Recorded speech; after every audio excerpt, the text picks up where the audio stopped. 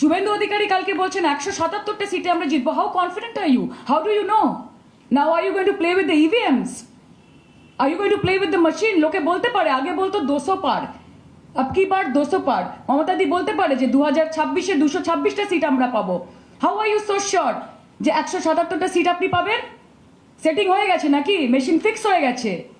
যেরকম বলেছিলেন যে 1,25,00,000 মানুষের নাম বাদ যাবে এবং ইলেকশন কমিশন আপনাদের অঙ্গুলি আলোনা কাজ করছে।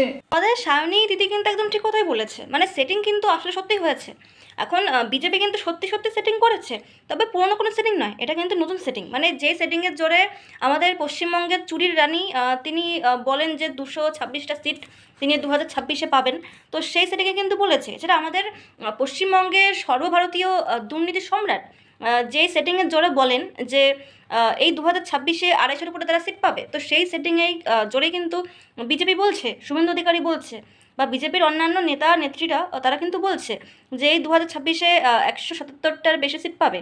আর আশা করছি যে বিজেপি কোন সেটিংসের জোরে এই কথাগুলো বলছে, মানে আপনাদের সেই সেটিংস, মানে যেই সেটিংসের জোরে আপনারা এসব কথা বলেন, তো আপনাদের সেই সেটিংসটা কী? তো আশা করছি যে এটা আমার বলা লাগবে না, কারণ বাংলার মানুষ কিন্তু অলরেডি জানে যে আমাদের পশ্চিমবঙ্গে ঠিক কোন সেটিংস চলে। এছাড়াও পশ্চিমবঙ্গে চুরির কথা যেহেতু আপনি বললেন, তো সেই পশ্চিমবঙ্গে চুরি কারা করে বা দুর্নীতি কারা করে তো সেটা কিন্তু পশ্চিমবঙ্গের জনগণ বুঝে গেছে বা জানে। তো নতুন করে আমার না বললেও চলবে।